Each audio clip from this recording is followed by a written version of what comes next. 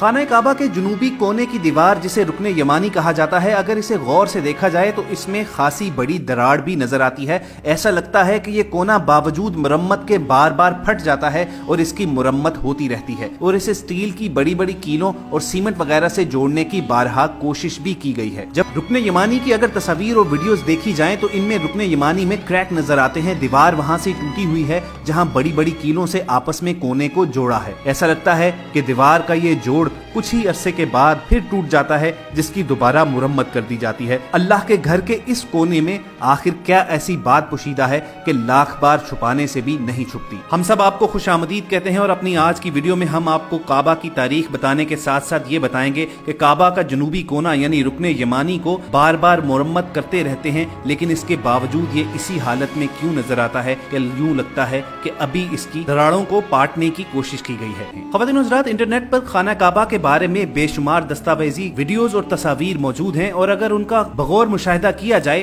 تو آپ کو یہ بات حیرت میں ضرور ڈبو دے گی کہ جدید سائنس اور ٹیکنالوجی کے دور میں بھی خانہ کعبہ کا جو کونا ٹوٹا ہوا تھا اس کی درست انداز میں کبھی بھی مرمت نہیں ہو سکی۔ حیرت اس وقت دوچند ہو جاتی ہے جب یوٹیوب پر بھی خانہ کعبہ کی ویڈیوز دیکھی جائیں جن میں رکن یمانی کی بھی ویڈیوز شامل ہیں، اس میں بھی حقیقت میں رکن یمانی میں کریک ہیں اور دیوار وہاں سے ٹوٹی ہوئی ہے جسے بڑی بڑی کیلوں سے آپس میں کونے کو جوڑا ہے۔ ایسا لگتا ہے کہ دیوار کا یہ جوڑ کچھ ہی عرصے بعد جڑنے کے پھر ٹوٹ جاتا ہے۔ رکن یمانی کی مرمت کا کام قدیم تاریخ سے جاری ہے اور اب بھی ہوتا رہتا ہے۔ خدا کے گھر کے اس کونے میں آخر کیا ایسی بات پوشیدہ ہے جو لاکھ بار چھپانے سے بھی نہیں چھپتی۔ تاریخ کا مطالعہ جاری رکھیں تو پتہ چلتا ہے کہ رکن یمانی سے متعلق تواریخ میں اور بھی بہت سی باتیں درج ہیں۔ سب سے پہلے آپ کو بتاتے ہیں کہ خانہ کعبہ کے اس کونے یعنی رکن یمانی کے بارے میں رسول اکرم صلی اللہ علیہ وآلہ وسلم کا ایک فرمان ہے۔ حضرت عبداللہ بن عمر رضی اللہ تعالیٰ فرماتے ہیں کہ رکن یمانی پر دو فرشتے ہیں جو وہاں سے گزرنے والی کی دعا پر آمین کہتے ہیں۔ اسی طرح رسول اکرم صلی اللہ علیہ وآلہ وسلم کا فرمان ہے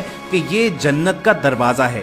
رکن یمانی اور حجر اسود دونوں جنت کے دروازے ہیں۔ حالانکہ بظاہر خانہ کعبہ کے اس کونے پر کسی بھی دور میں کوئی دروازہ نہیں رہا ہے، لیکن رسول اکرم صلی اللہ علیہ وآلہ وسلم کے قول کے مطابق اگر رکن یمانی بھی جنت کا دروازہ ہے تو پھر یہ بات ٹھیک ہے کہ دروازے کو کون انسان بند کر سکتا ہے۔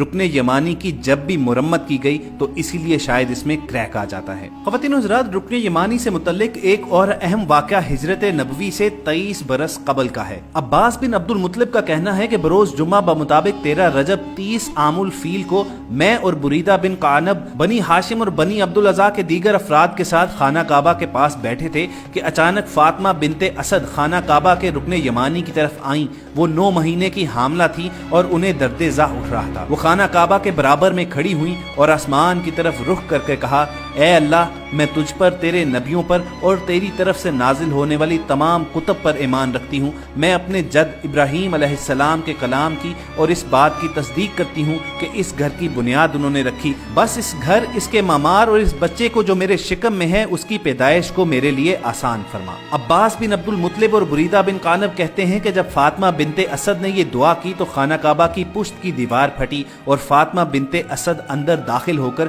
ہماری نظروں سے اوجھل ہو گئی۔ ہم نے کعبہ کے دروازے کو کھولنے کی کوشش کی تاکہ ہماری کچھ عورتیں ان کے پاس جا سکیں، لیکن در کعبہ نہ کھل سکا۔ اس وقت ہم نے سمجھ لیا کہ یہ امر الہی ہے۔ فاطمہ بنت اسد 3 دن تک خانہ کعبہ کے اندر ہی رہیں اور یہ بات اتنی مشہور ہوئی کہ مکہ کے تمام مرد و زن کئی دنوں تک گلی کوچوں میں ہر جگہ اسی بارے میں بات چیت کرتے نظر آتے تھے۔ خواتین و حضرات، رکن یمانی کے بارے میں 5ویں صدی کے عالم ابن مغازلی اپنی کتاب میں زیدہ بنت قریبہ سے روایت کرتے ہیں کہ 13 رجب 30 عام الفیل کو میری ماں ام عمارہ بنت عبادہ صحن کعبہ میں کچھ عرب عورتوں کے ساتھ بیٹھی تھی کہ ابو طالب غمگین حالت میں ان کے پاس سے گزرے تو میری ماں نے ان سے پوچھا کہ اے ابو طالب، آپ کے کیا حال ہیں؟ ابو طالب نے مجھ سے کہا کہ فاطمہ بنت اسد درد زا سے تڑپ رہی ہیں۔ یہ کہہ کر انہوں نے اپنا ہاتھ ماتھے پر رکھا ہی تھا کہ اچانک محمد صلی اللہ علیہ وآلہ وسلم وہاں پر تشریف لائے اور پوچھا کہ چچا، آپ کے کیا حال ہیں؟ ابو طالب نے جواب دیا تو پیغمبر نے ابو طالب کا ہاتھ پکڑا اور فاطمہ بنت اسد کی طرف گئے،